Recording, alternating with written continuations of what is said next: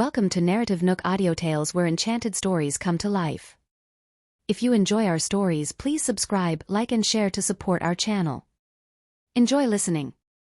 Others were relentless. How can you prove you didn't cheat? If you can't present any proof today, you have to let us search you to prove your innocence. Just a random girl who popped up out of nowhere, she thinks she can beat us? We've been playing here for decades. Why can't we always win? That's because you're not skilled enough. Arabella responded with a look of disdain, listening to the sound and guessing the number isn't that hard. What did you say? You can guess by the sound. I don't believe it. Show us, or we have every right to suspect you. You can tell the numbers within the dice cup? I'll kneel and call you Dad. Arabella looked at him with annoyance. I don't need a son like you. She had to prove her innocence, right? Arabella picked up the dice cup, grabbed 3 dice at once, and shook them rapidly. Her shaking technique was swift and cool, a visual pleasure even just to watch. The 3 dice produced a crisp sound under her shaking. When Arabella stopped, all eyes fell on the dice cup in her hand. "6." Arabella announced the number first, then opened the dice cup. The sum of the 3 dice was indeed 6, just as she had said. Everyone was dumbfounded in disbelief. Could she really guess by the sound? People with such incredible skills have only appeared twice before. One was an old gambling king, and the other was the owner of this place. Arabella picked up the dice again, shook them once more, and placed the dice cup steadily on the table, casually announcing a number. When the dice cup was opened, the sum of the 3 dice was exactly 7. Everyone was incredulous at the sight of this miraculous girl. How did she do it? No, I don't believe it, unless you shake a 13 as I said. Yes, shake a 13. Let's see what trick you can pull off. Shake a 13. 13. Arabella picked up the dice. Wasn't she supposed to pull off a trick? The 3 dice clinked in the cup, and after a while, Arabella lifted the cup. The 3 dice had formed a column. Arabella took them out one by one. The numbers facing up added up to precisely 13. Everyone in the room was stunned, then erupted into thunderous applause, completely in awe. It was amazing. She could even shake the dice into a column. Are you the daughter of the gambling king? Or his apprentice? The dice seem to obey your commands in your hands. You can shake out any number you want. That's amazing. How did you do it? She was using the dice cup and dice from the house, not her own, and she could shake out any number she wanted. With so many people watching her, if she were cheating, they would have noticed. So, how did she do it? It was unbelievable. They were all shocked with admiration. When she was a child, her grandfather would shake a dice to make her guess the number to persuade her to do something. Every time she said big, the number her grandfather shook out was small, and when she said small, he shook out a big number. Each time she was defeated and had to do as her grandfather said and complete the tasks he assigned her. But she always felt a little unconvinced, even suspecting that her grandfather was cheating. Otherwise, how could he always win? Later, she discovered that as long as she mastered the shaking force and angle and practiced more, she could shake the dice to any number she wanted. Even forming a column wouldn't be difficult. With enough practice and a keen sense of hearing, one could even guess the numbers on the dice just by the sound they made inside the cup. In her quest to beat her grandfather at the game, she practiced relentlessly, gradually increasing the difficulty level. To this day, she could roll 10 dice and have them all stand on their ends. It wasn't trickery or luck that got her this far, but pure skill. Miss, would you be interested in joining me for a game? Name your price. As long as you're willing to team up with me, money is no object. Why don't you play with me? Any losses are on me, but we'll split the winnings. You take 70% and I take 30%. Many were vying for a chance to team up with Arabella, some even resorting to arguments. Seeing his chance, Murray stood up and said, "Miss, may I have a word?" Arabella followed him out to a small bridge. I must confess, Nightshade was bought at a high price not long after I arrived in Watertown. The light in Arabella's eyes turned icy. So, they played her for a fool? Let's split the $32 million. I'll take half, suggested Murray earnestly. But Arabella's eyes remained cold. She was here for Nightshade. Sensing her displeasure, Murray hastily added, "How about I take 30%? Or, how about I take 20%? Seeing her expression unchanged, he steeled himself and said, "You take 90%. I can't go any lower." "Who did you sell it to?" Arabella's voice was as cold as ice. "A big shot whose name I cannot reveal. Once he wants something, there's no way we can get it back. But I can help you find another Nightshade. I know a guy who knows a guy who should have one. Let me contact him, see if he can deliver it tomorrow. If he can, I'll give it to you for free." Arabella took out her phone. "Your number." Murray quickly rattled off his digits. After noting them down, she dialed his number. "This is mine." Murray saved her number immediately, a little in awe. He cautiously asked, "So about our partnership, will you consider it?" Arabella sent him a string of bank account numbers. "Transfer 90% of the money to my account first." Murray was taken aback but quickly agreed, "No problem." As Arabella prepared to leave, Murray couldn't help but blurt out, "I'll transfer the money shortly. Please give it some thought. Don't consider anyone else. They're not as reliable as me. Any losses are on me, and we'll split the winnings. You can get 90%. Arabella walked off the bridge, ready to leave Watertown, when a group of 10 staff members hurriedly stopped her. "Excuse us, miss, could you wait a moment?" Arabella raised an eyebrow. Were they sore losers, looking to cause trouble? "I apologize for the inconvenience." The manager was on the phone, seeking instructions from higher-ups on whether they should let her leave. Arabella looked coldly at the 10 frail staff members. If a fight broke out, they would be at a disadvantage. But her presence in Watertown had already drawn a lot of attention. Any more commotion could attract unwanted company. She didn't want to bring trouble upon herself, especially if Murray could deliver Nightshade tomorrow. She could return home the day after. There was no need to engage these people and stir up unnecessary trouble. "How long do I have to wait?" Arabella suddenly asked.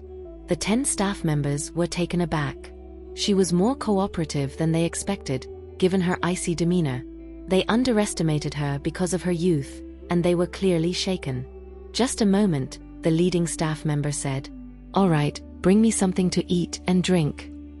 Arabella strolled onto an empty boat, settled down, and began to appreciate the scenery on the water.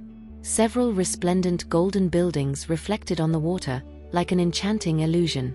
The staff were taken aback by her audacity. Wasn't this young lady afraid of the potential danger of staying behind? Nonetheless, they brought her food and beverages, attending to her diligently. Meanwhile, the manager urgently dialed Danny's number. "Danny, we've got a big problem. A girl just walked away with $32 million from us. What's more, others started to win as well. We're taking a huge hit tonight." "What?" Danny's voice held a note of surprise. "A girl. Not a seasoned gambler, but a girl? Yes, she looks around 17 or 18, but her dice rolling skills are comparable to yours back in the day." "How dare you?" Danny scolded. "Comparing anyone to me? Can she discern the dice by sound? Can she roll the dice into a column? Can she roll whatever number she wants?" "She can do all of that." "What?" Danny realized that this girl was not ordinary and calmly asked, "Send me the surveillance footage." "Let me see." Soon, the manager sent over the live surveillance video. Upon seeing the girl's familiar outfit, Danny was shocked. "Mr. Sampson, look." It was the girl from tonight. Dressed in casual attire, wearing a baseball cap and a mask, her dice-rolling actions were as smooth as flowing water. Sampson gazed at the girl, and he said appreciatively, "This girl is remarkable." "Mr. Sampson, have you noticed anything unusual?" Danny focused intently on the video but couldn't see any signs of cheating. Sampson replied with interest, "I never expected her hands to be capable of saving lives and gambling." "Mr. Sampson, do you think she's cheating? At her age, how could she be so skilled?" Danny was still skeptical of the girl's abilities. He scrutinized the screen so hard that he might have drilled a hole in it, but he couldn't find any evidence of cheating. Sampson dismissed his concerns. With enough practice, anyone could do it. So will we just let her go? She just won $32 million for Murray. It was not thousands or tens of thousands, but $32 million. A sum that large. If they didn't investigate?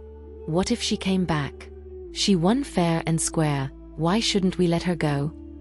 Sampson said with a grand gesture, we should not only let her go but also treat her courteously and welcome her back. Welcome her back? Danny was incredulous. With her winning streak, wouldn't they go bankrupt? Where is she now? Sampson asked. According to the manager, when we stopped her, she was unfazed. She even went on a boat to enjoy the scenery and asked for food and drinks. Danny had never heard of anyone like her. This young girl, surrounded by dozens of people, didn't cry or show any signs of fear. Instead, she leisurely went on a boat to enjoy tea and the moonlight. This was entirely different from what he had imagined. Such composure was indeed praiseworthy. Take care of her. It's on the house. Upon hearing that, Danny couldn't help but marvel at the young woman's good fortune to have caught the favor of the gentleman. Not only did she walk away with $30 million, but she was also enjoying herself on the boat, and it was all free of charge. The boat was outfitted with plush sofas. Arabella leaned back, her hands laced behind her head as she looked up at the moon. The boat rocked gently on the shimmering lake, like a soothing cradle lulling its occupants to sleep. The scent of flowers from the shore wafted over, carried by the breeze, invoking a sense of peace and tranquility. Coffee, pastries, and snacks were arranged next to the sofa. Arabella would nibble at them from time to time, a picture of contentment. 10 employees, upon receiving the message, scrambled to pull the boat back to the next docking point. Miss, we apologize for any inconvenience. You're free to leave now. If you wish to stay a bit longer, you could try your luck at our casino. We can provide you with $5 million in chips to play with. Any winnings are yours, any losses are on us. Or we could arrange accommodations for you. We offer a variety of scenic rooms for you to choose from. Arabella rose lazily after they had conferred with their superiors. Their respectful demeanor amused her. No, thank you. Whenever you wish to visit us again, miss, you're always welcome. 10 employees fawned over her, akin to a swarm of bees around a queen. They escorted her to the exit, asking, do you need a ride? Shall we arrange a car for you? No, thank you. A Rolls-Royce from the hotel she had booked was already waiting outside. Upon seeing the driver in the Royal Hotel's uniform, everyone knew that she was no ordinary guest. The Royal Hotel was well known in their area, with over 300 rooms, the cheapest of which cost $1,000 a night. The most expensive suite was on the 52nd floor, a luxurious space with floor-to-ceiling windows that offered a 360-degree view of the city's skyline. The hotel also had a private spa, an oversized crystal bathtub, and other amenities that ensured guests had an unparalleled experience.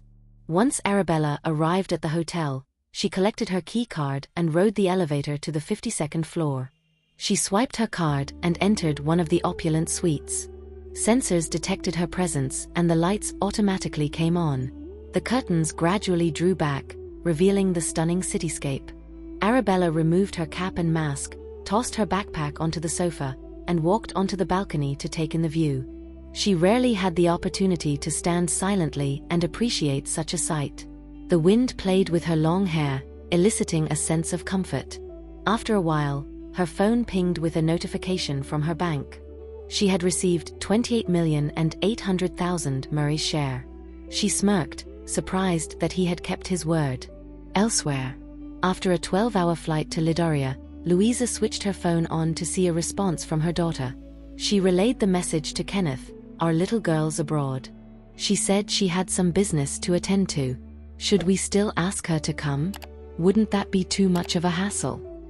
She couldn't bear the thought of her daughter being worn out. Louisa replied, Bella, my darling, which country are you in?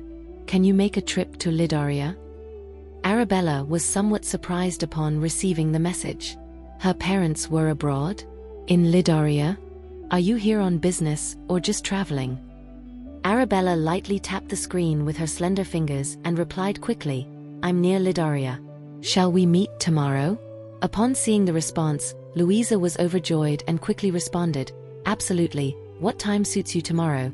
Might be in the evening." "Fine, I'll send you the location before you come." "Okay." In an effort to strengthen their bond, Louisa sent her daughter a playful emoji. A warmth spread through Arabella's heart, and she responded with a similar emoji. Meanwhile, Dr. Mark held his phone, pondering his message for a long time. Finally, he typed, "Prof, have you had a chance to look at the patient's medical history? I apologize for troubling you with such a trivial matter." Upon typing this, he hesitated, knowing how his mentor disliked long-winded individuals. He restructured his message, cautiously asking, "Prof, are you awake? I'm sorry to bother you this late." After considering his words, he felt too formal and deleted the message to rewrite it. "Prof, about my patient. Would it be too abrupt? It seemed a bit rude." So, Mark continued to type, delete, and rephrase, never satisfied with his words. Arabella, fresh from her shower, took the initiative to message him. Upon receiving the message, Mark was ecstatic, promptly calling Samson. "Samson, are you awake? Great news. My mentor is nearby and she's available to consult on old Mrs. Griffith's case tomorrow afternoon." "That's good news." Samson asked, "What does she like to eat and drink? I'll have it prepared in advance. How much should I prepare for her consultation fee? I'm not certain about her preferences. As for the consultation fee, my mentor may have her own standards. Let's wait until she arrives." Regardless of the cost, as long as their mentor could make a visit, there was hope for old Mrs. Griffith's recovery. "I'll pick her up tomorrow." Mark, overjoyed, messaged Arabella, "I'm extremely grateful Hat you can spare the time to visit. Whenever you're ready tomorrow, let me know, and I'll come to get you." "Okay." After responding, Arabella sends a message to Romeo via WhatsApp, summarizing the day's events. "Are you hurt?" Romeo was concerned when Arabella mentioned a man being chased into her box at the auction, and how she nonchalantly saved him and knocked out a few goons. "Will the man you saved today cause you any trouble? Do you need me to send more people to escort you back home?" Romeo asked, worried. "I'll be fine." Arabella dismissed his worries. "They're no match for me. Once I'm done tomorrow, I should be able to head home the day after." "Is that Murray reliable?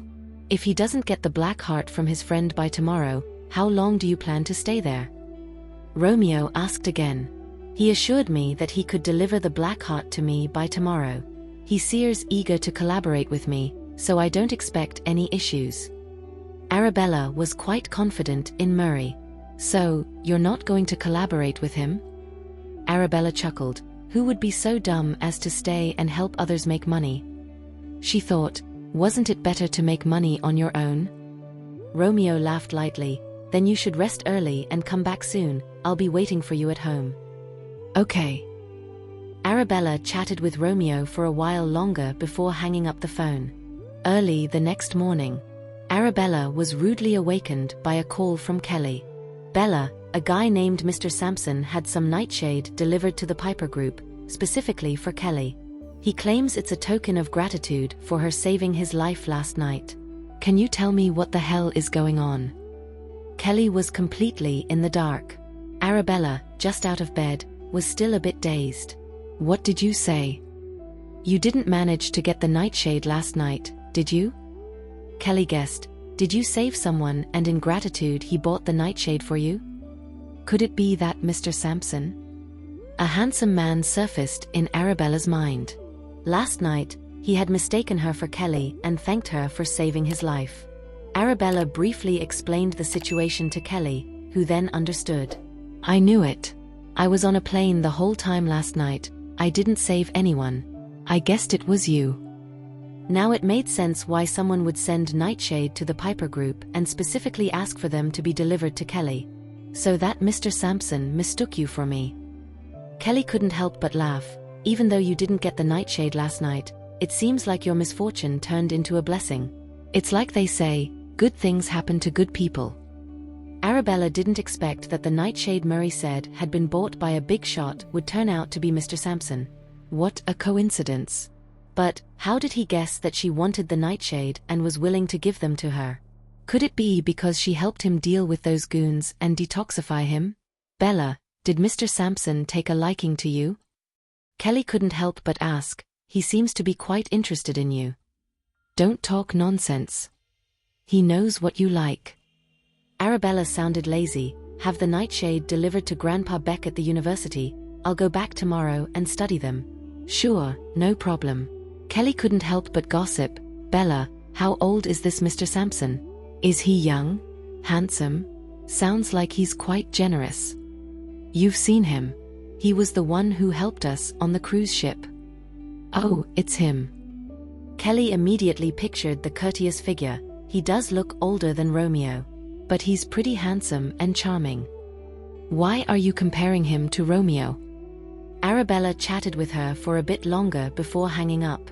After washing up and eating breakfast, Murray called her. I'm very sorry, my friend's contact also doesn't have any nightshade. If you can wait a bit longer, I'll do my best to find some for you. Murray sounded apologetic. No need. Arabella sounded lazy. I don't need it anymore. Murray thought she was upset, so he hurriedly said, the nightshade my friend's contact usually has were bought at a high price. If you can wait a few more days, I promise I'll find some for you. Arabella found it amusing. I really don't need it anymore. I don't want the nightshade. I have other things to do. Talk to you later. Wait. Murray didn't expect her to hang up so quickly. Did she think he was lying to her? What if she refused to cooperate with him in the future? While feeling anxious, Murray thought of another solution. Not long after, Arabella received a transfer of $3 million. She checked the sender's name, and it turned out to be Murray. Has this guy lost his mind? Immediately after that, Murray sent her a message. This $3 million is a small token of apology for not being able to deliver nightshade to you today as I promised. Please accept it. Arabella was taken aback. Was this really happening? I'll keep looking for nightshade. Hold on to this $3 million for now and consider it as my apology. You don't have to pay me back. What I give to you is yours. Arabella was speechless. She tried to transfer the money back to him but was blocked by him. Don't try to transfer it back. You must accept it. Only by accepting it, there could be possibilities for future collaboration. That was what Murray thought. Arabella was at a loss for words. Fine, since it was his apology to her, she'd accept it. It was free money after all, why not? After a while, she finished reading the last few pages of the medical records, then sent a message to Mark, saying he could pick her up earlier. Mark was having breakfast. When he received the message, he stood up excitedly, left his breakfast unfinished and drove out. At the hotel entrance, Mark craned his neck looking for Arabella. When he saw her coming out, he shouted excitedly, "Professor!" He hurried over, wanting to help Arabella with her luggage. No need, I can carry it myself. Professor, don't be a stranger, let me handle this minor task. Mark insisted on carrying her luggage and even respectfully opened the car door for her. Arabella got in the car. Mark happily returned to the driver's seat, glanced at the rearview mirror and said, "Honestly, I never thought you'd be around and took the time to come here. I'm really grateful. I've reviewed the patient's medical records. Multiple drug therapies are needed. It's not a big issue. Do you think there's a chance of recovery?"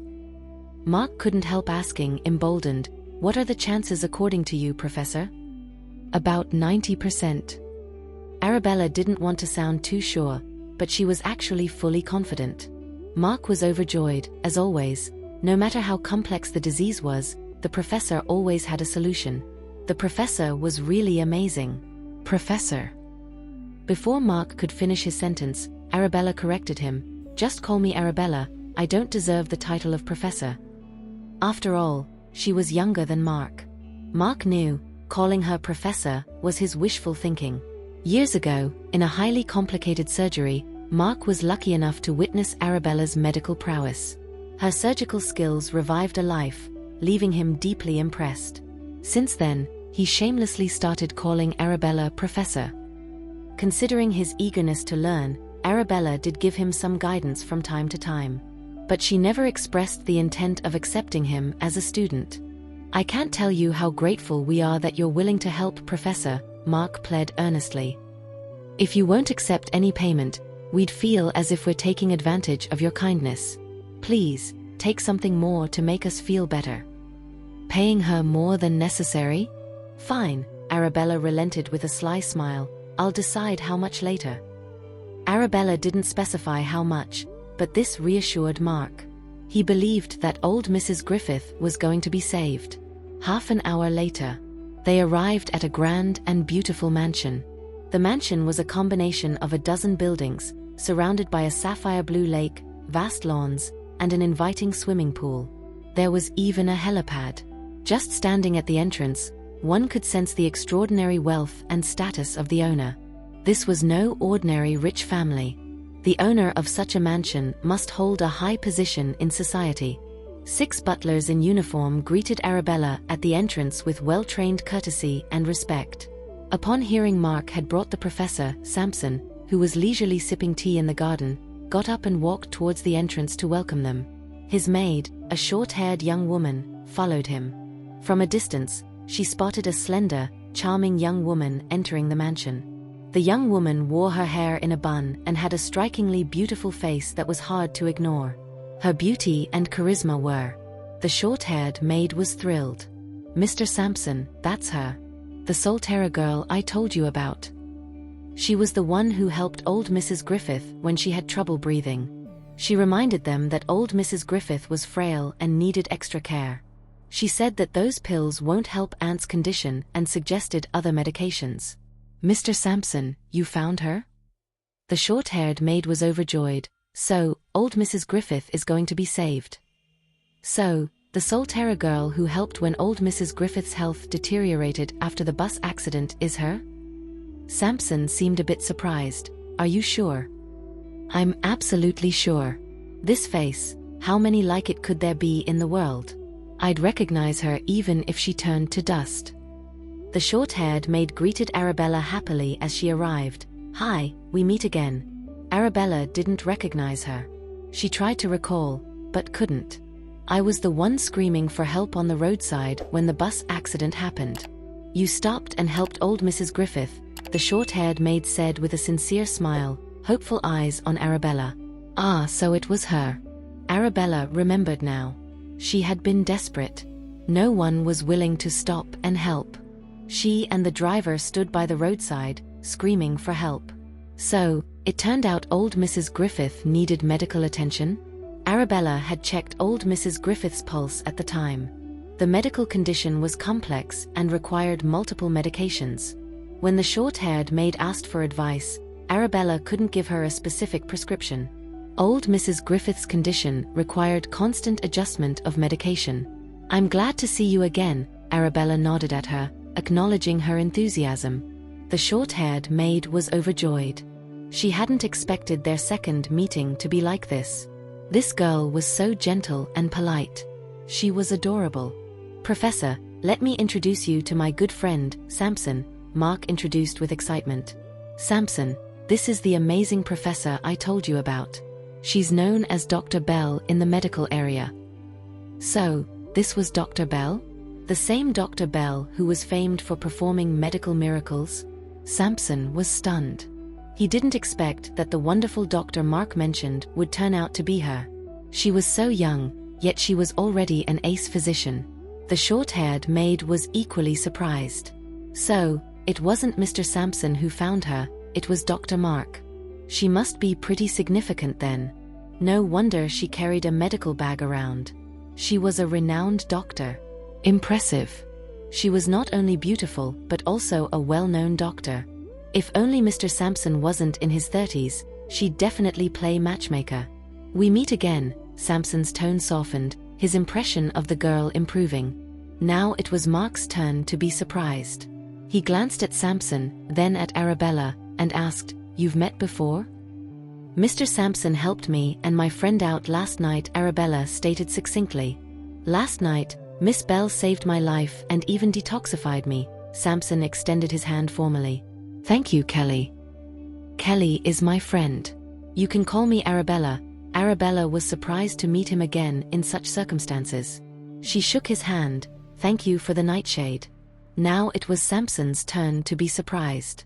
So, her name wasn't Kelly and she wasn't the Miss Piper from the Piper group. So, he had given the nightshade to the wrong person? The assistant, standing aside, was also confused. Did they still need to investigate her identity? He had seen her with Mr. Sampson's sister who looked somewhat similar. He thought Mr. Piper of the Piper group had mixed up his daughters. "So, is Arabella your real name?" Sampson asked, masking his surprise with a smile. "Yes, it is. It's a beautiful name." Sampson gestured her to move ahead. "I'm sure you're aware of my mother's condition. Do you have any suggestions?" At this point, Mark seemed to remember something. He blurted out, "Oh, Professor. There was a medicine at a domestic auction called Hearties. It was created by a brilliant pharmacist. It's said to be highly effective in treating heart conditions." He continued, "Many patients, who were deemed untreatable by doctors, improved significantly after using Hearties. Although old Mrs. Griffith's illness isn't purely a heart disease, this medicine could potentially help some. So, I was thinking of mixing Hearties with a new medicine that I'm researching. Not sure if it would help her condition." "Oh," Arabella listened to him and simply said, "That stuff won't work for old Mrs. Griffith." "Why not?" Mark asked, puzzled. Sampson was equally confused. "I managed to get it last night." "Oh, that's just leftover scraps from making Hearties. It won't significantly help. Old Mrs. Griffith's condition is a bit complex. It requires multiple medications." This revelation stunned everyone. Mark stared at her incredulously. "Professor, are you the famous pharmacist, Ms. Arya?" "Yes, that's me." Mark held his breath. So, it turned out he had bought her medicine last night. Sampson was surprised, but his respect for the girl increased. He hadn't expected her to be so versatile at such a young age, being Dr. Bell, Ms. Arya, skilled, and even good at rolling dice. She was extraordinary. Arabella asked casually, "How much did you spend on it last night?" Sampson replied honestly, $2 million for a Hearties pill, and $500,000 for a bottle of Hot Revive. "You overpaid. Next time you can get a discount from me." Through the grand living room, Arabella followed Sampson to the master bedroom on the first floor. The moment they walked in, they were greeted by the sight of a garden that seemed to be right out of a fairy tale, visible through the large floor-to-ceiling windows. The room was set up as a cozy tea room, with a walk-in closet and an expansive bathroom beyond, and only then did they reach the bedroom. On the spacious luxurious bed lay a kind elderly woman, with various medical devices by her side providing real-time updates on her health. A caregiver and a servant stood quietly nearby. On seeing visitors, they stood up and bowed respectfully. "This is the famous doctor we've invited," Sampson introduced Arabella, glancing at the two women. "Tell her about any recent changes in old Mrs. Griffith's condition." "Yes," the servants replied, showing great respect for Sampson. They turned to Arabella and in unison called out, "Professor." "Just call me Arabella," she said, sitting down to hear their report. Her delicate fair fingers reached out to take old Mrs. Griffith's pulse. Mark held his breath in anticipation of his teacher's verdict. Sampson watched her too, his emotions slightly tense. He had never expected that he would be able to invite Dr. Bell. Previously, people said that Dr. Bell was elusive, and getting her to treat a patient was as difficult as climbing to heaven. Arabella always maintained a calm demeanor. After carefully taking the pulse, she said softly, "It's not a big deal." Sampson and Mark breathed a sigh of relief, their faces lighting up with joy. The caregiver at the side was a bit surprised. Many experts had been helpless in the face of the lady's illness, including Mark, who was known as a miracle doctor. Arabella was the first to say that it wasn't a big deal. She looked to be only in her teens, and if it weren't for her cool aura and confident demeanor, one might suspect her of being a quack. But if she were a quack, how would she dare to deceive in front of Sampson? All she could say was that the girl was very capable. "We need to use multiple drugs." Arabella asked for pen and paper and wrote down 3 prescriptions. "These are the medicines that need to be made in the first 3 days. I've noted the order: method, and duration. Just follow my instructions. The servant quickly took the prescriptions and showed them to Samson. Samson, seeing the vigorous and bold handwriting on the prescription, felt a strange sense of familiarity, as if he had seen it somewhere. He hadn't expected the girl's handwriting to be as extraordinary as her person, so refreshing and elegant. Do as she says. Samson handed the prescriptions to the caregiver, having complete faith in the medications prescribed by Arabella. Mark quickly leaned in to see the contents. Having studied medicine himself, he was amazed at the first prescription alone and praised it profusely. Genius! Why didn't I think of combining these? Mark marveled, utterly admiring. The prescriptions from Professor not only make the medicine work best but are also very gentle for the patient. Unlike the medicines I prescribed earlier, which caused side effects. He knew at the time that old Mrs. Griffith would feel chest tightness and bitterness in her mouth, and would easily fatigue after taking his medication, but there was no better alternative. He had also obtained Samson's approval at the time and, out of desperation, used those medicines to temporarily keep old Mrs. Griffith alive. Later, when a bus rear-ended them, Arabella happened to lend a hand and pointed out the side effects of those medicines on old Mrs. Griffith. He didn't dare to continue giving them to her and immediately stopped. But afterward, he couldn't find a better substitute. Luckily, he found Arabella, who had time to drop by. Now that he saw Arabella's prescriptions, he realized that his own skills were simply inferior. It seemed that he still had a long way to go in medicine. This is the medicine for the first 3 days.